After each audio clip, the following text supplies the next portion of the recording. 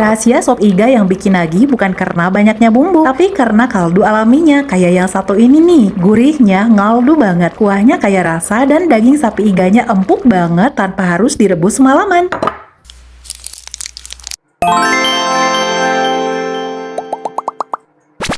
Assalamualaikum moms, buat masak sop iga yang wajib disiapin ini ada 500 gram iga sapi. Ini tulangnya masih dibalut daging yang cukup tebal ya, jadi jangan pakai iga yang tulangnya aja, nanti sopnya gak enak. Untuk yang saya resepkan bisa pakai 500 gram sampai dengan 700 gram ya. Sebelum diolah, iganya ini harus dicuci bersih dulu biar gak tercampur debu dan kotoran dari pasarnya. Selain iga, siapin juga bumbu-bumbu ini. Ini semua bumbu yang nanti mau dicampurin langsung pada sop iganya. Jangan lupa juga pakai ladaku ya, ini udah wajib banget andalan saya nih. Oh ya, karena saya masak sopnya gak pakai minyak, jadi perbawangannya ini gak digoreng dulu ya. Kalau mau pakai bawang goreng nanti aja di akhir buat taburan. Langkah pertama, siapkan 1 liter air mendidih. Setelah itu masukkan 500 sampai dengan 700 gram iga sapi.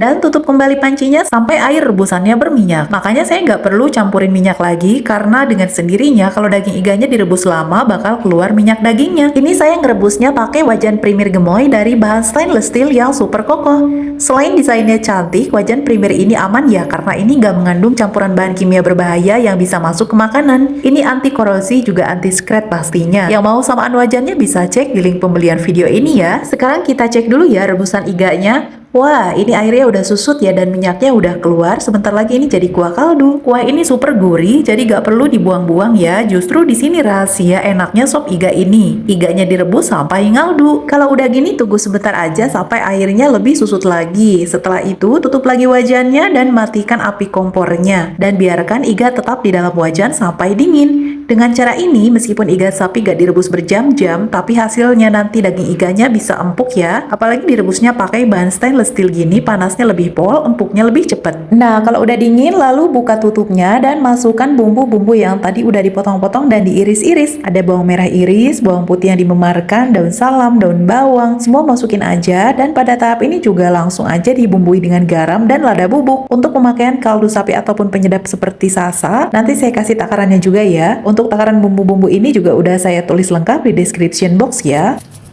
Setelah dibumbui lengkap, lalu tambahkan lagi 1 liter air. Airnya kalau bisa pakai air panas aja ya, tapi kalau nggak ada nggak apa-apa pakai air suhu ruang juga. Oke, semuanya diratain dulu, baru kita tutup lagi dan biarkan sampai airnya mendidih.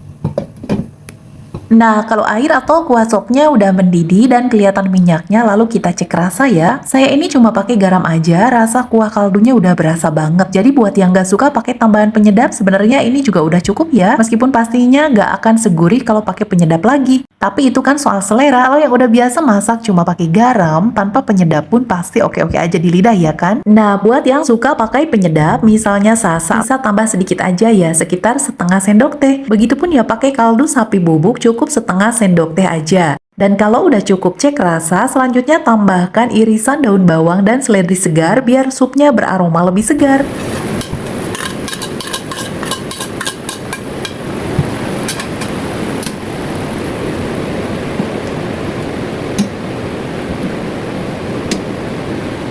Oke, segampang ini sih bikin sop iga sapi. Sekarang sopnya kita angkat dan hidangkan bersama taburan bawang goreng kalau suka. Bagi yang gak suka bawang goreng, gak perlu ditambah ya. Karena tanpa bawang goreng, aroma segernya pasti lebih kental. Kalau pakai bawang goreng, aroma gurihnya yang pasti tercium semerbak. Silahkan aja ya, pilih-pilih sesuai selera.